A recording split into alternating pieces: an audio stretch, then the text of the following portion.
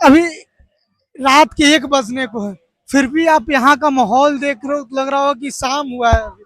इस पे आप क्या बोलना चाहोगे? युवाओं में जोश जो है बहुत हाई है अभी। हाँ यार देखो, सुबह जो घटना घटित हुई थी, सोनम वांगचुक को डिटेन किया गया था जिस तरीके से, तो उसके बाद से ही हम लोगों का ये प्लान बन गया था कि आज हम लोग रात में रुकेंगे, क्योंकि मुझे ऐसा लग रहा था कि सरकार जो है अपने तरीके अपनाएगी, जो उसके तरीके होते हैं सामान्य तौर पे इतिहास में ऐसा देखा जाता रहा है कि जो प्रोटेस्ट होते हैं उनको खराब करने के तरीके होते हैं।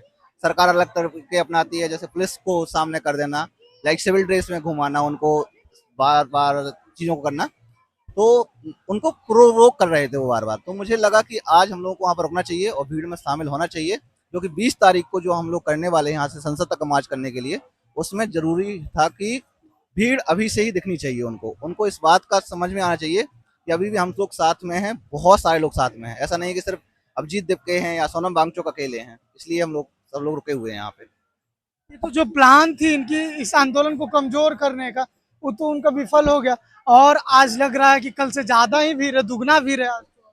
उन्होंने सबसे बड़ी गलती की है इतिहास ना पढ़ के।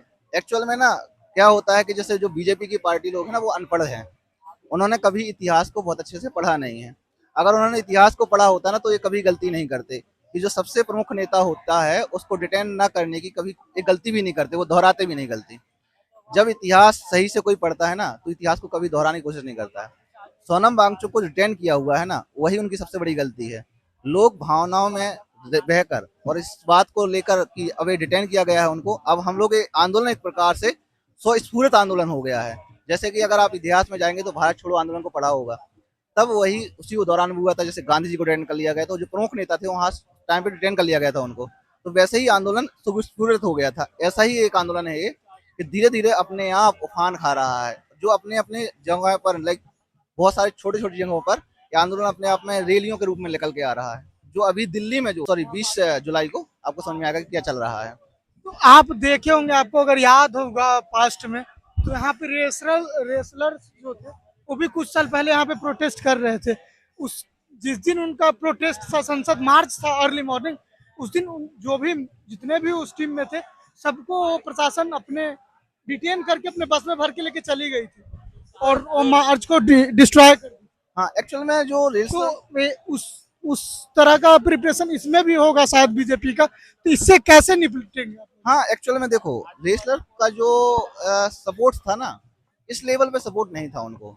जैसे कि तात्कालिक अगर मीडिया को देखा जाए, डिजिटल मीडिया को देखा जाए या जो मेन स्ट्रीम मीडिया को देखा जाए, तो दोनों का सपोर्ट बहुत कम था। डिजिटल मीडिया का सपोर्ट मिल रहा था लेकिन उस लेवल का सपोर्ट नहीं था जिस लेवल का यहाँ पर क्रिएटर्स को मिल रहा है। और सबसे बड़ी खास बात है यहाँ पर जो जेनजी प्रोटेस्ट है ना, इसमें सबसे बड़ी खास बात है कि हर एक प्रोटेस्टर है जो क्रिएटर भी है साथ में, वो अपनी रील्स बना रहा है, अपनी वीडियोज बना रहा है और साथ में लोगों को अवेयर भी कर रहा है, अपने आसपास के लोगों को अवेयर कर रहा है। यहाँ पर रेसलर से जस्ट अपोजिट हो जाता है। इसलिए यहाँ पर सरकार को यह आंदोलन दबाना अपने आप में थोड़ी सा मुश्किल काम है। अगर वो फोर्सफुली दबाएंगे तो यह आंदोलन और उफान खाएगा। ये नहीं कह सकते आप इसको दबाया जा सकता है, दबाने की कोशिश करेगी सरकार लेकिन दबा नहीं पाएगी। अब अगर शुरुआती दिनों में दबा दिया जाता तो एक अलग बात होती। आज लगभग 1.5 महीने के बाद ये पॉसिबल नहीं है। अगर मोदी जी ये इंटरव्यू देख रहे होंगे आपकी, तो उनको 2 मिनट में आप क्या संदेश देना चाहोगे? संदेश तो यही है कि यार बेहतर है कि आप धर्मेंद्र प्रधान का पहले ही इस्तीफा लेना चाहिए था। आपने अगर वो पहले गलती अब नहीं की है, भाई नहीं लिया इस्तीफा, चलो कोई बात नहीं है, अब आप अपना इस्तीफा दे दो, बेहतर है। तो एक सजेशन तो ये होगा कि आप अपना इस्तीफा दो।